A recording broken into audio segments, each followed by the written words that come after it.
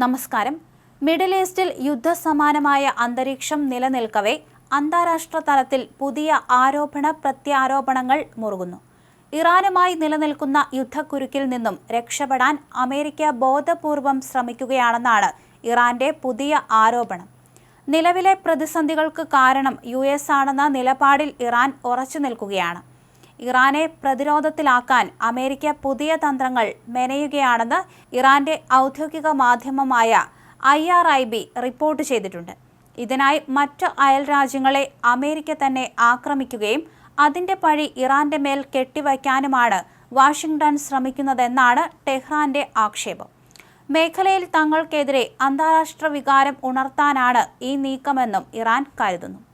UAEക്ക് പിന്നാലെ ഗൾഫിലെ മറ്റൊരു പ്രമുഖ ശക്തിയായ സൗദി അറേബ്യയ്ക്ക് നേരെയും ഇന്നലെ ആക്രമണമുണ്ടായതോടെ മേഖലയിലെ സ്ഥിതിഗതികൾ കൂടുതൽ സങ്കീർണമായി.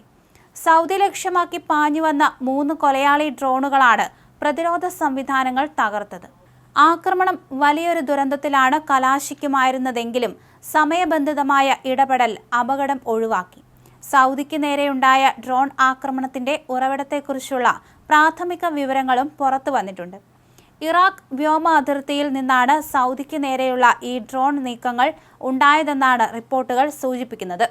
ഇത് മിഡിൽ ഈസ്റ്റിലെ പ്രാദേശിക സഖ്യങ്ങൾക്കിടയിൽ പുതിയ തർക്കങ്ങൾക്ക് വഴിമരുന്നിട്ടിരിക്കുകയാണ്. അതിനിടെ UAEയിലെ ബറാഖ് ആണവ നിലയത്തിന് സമീപമുണ്ടായ ആക്രമണം കടുത്ത പ്രകോപനമാണെന്ന് UAE ഭരണകൂടം വ്യക്തമാക്കി. അതീവ സുരക്ഷാ പ്രാധാന്യമുള്ള ആണവ നിലയത്തിനു നേരെയുണ്ടായ ഈ നീക്കം മിഡിൽ ഈസ്റ്റിലെ ഊർജ്ജ സുരക്ഷയെയും സമാധാന അന്തരീക്ഷത്തെയും തകർക്കുന്നതാണെന്ന് UAE ചൂണ്ടിക്കാണിക്കുന്നു. യാതൊരു പ്രകോപനവുമില്ലാതെ രാജ്യം നേരിട്ട ഈ ഭീകരാക്രമണം UAEയുടെ സുരക്ഷയ്ക്ക് മേലുള്ള നേരിട്ടുള്ള കടന്നാക്രമണമാണെന്ന് അബുദാബി വ്യക്തമാക്കി. ഇത്തരത്തിലുള്ള ആക്രമണങ്ങൾ ഒരു കാരണവശാലും ക്ഷമിക്കില്ലെന്നും രാജ്യത്തിന്റെ പരമാധികാരം സംരക്ഷിക്കാൻ ശക്തമായ നടപടികൾ സ്വീകരിക്കുമെന്നും ഔദ്യോഗിക പ്രസ്താവനയിലൂടെ UAE മുന്നറിയിപ്പ് നൽകി.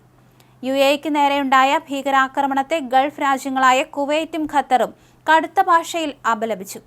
UAEയുടെ സുരക്ഷയ്ക്കും സ്ഥിരതയ്ക്കും മേലുള്ള ഏത് കടന്നാക്രമണവും തങ്ങൾക്കെതിരെയുള്ളതാണെന്ന് പ്രഖ്യാപിച്ച ഇരു രാജ്യങ്ങളും പ്രതിസന്ധി ഘട്ടത്തിൽ UAEക്ക് പൂർണ്ണ ഐക്യദാർഢ്യം പ്രഖ്യാപിക്കുകയും ചെയ്തു. മേഖലയിലെ പുതിയ പ്രതിസന്ധിയുടെ പശ്ചാത്തലത്തിൽ യുദ്ധം ഒഴിവാക്കാനും സമാധാനം പുനഃസ്ഥാപിക്കാനുമായി ഖത്തർ അടിയന്തര നയതന്ത്ര ഇടപെടലുകൾ ശക്തമാക്കിയിട്ടുണ്ട്. ഇതിന്റെ ഭാഗമായി ഖത്തർ പ്രധാനമന്ത്രി ഇറാൻ ഭരണകൂടവുമായി നേരിട്ട് ബന്ധപ്പെടുകയും നിലവിലെ ഉഭയകക്ഷി വിഷയങ്ങളിൽ ചർച്ച നടത്തുകയും ചെയ്തു. മേഖലയിൽ സമാധാനം പുനഃസ്ഥാപിക്കുന്നതിനെ മുൻനിർത്തി ഇരു രാജ്യങ്ങളും സംയമനത്തോടെ പ്രവർത്തിക്കണമെന്ന് ഖത്തർ പ്രധാനമന്ത്രി ഇറാനോട് പറഞ്ഞു. ഇതോടൊപ്പം തന്നെ മിഡിൽ ഈസ്റ്റിലെ സുരക്ഷാ സാഹചര്യങ്ങൾ വിലയിരുത്തുന്നതിനായി പാകിസ്ഥാനുമായും ഖത്തർ ഔദ്യോഗികമായി ചർച്ചകൾ നടത്തിയിട്ടുണ്ട്. ബറാഖ് ആണവ നിലയത്തിന് സമീപമുണ്ടായ ആക്രമണവും സൗദിക്ക് നേരെയുണ്ടായ തുടർച്ചയായ ഡ്രോൺ നീക്കങ്ങളും അന്താരാഷ്ട്ര തലത്തിൽ വലിയ ചർച്ചകൾക്കാണ് നിലവിൽ വഴിവെച്ചിരിക്കുന്നത്. ആഗോള വിപണിയെയും എണ്ണവിലയെയും ബാധിക്കാൻ സാധ്യതയുള്ള ഈ പ്രതിസന്ധി പരിഹരിക്കാൻ ഐക്യരാഷ്ട്രസഭ ഉൾപ്പെടെയുള്ള അന്താരാഷ്ട്ര സംഘടനകൾ ഇടപെടണമെന്ന ആവശ്യവും ശക്തമാണ്.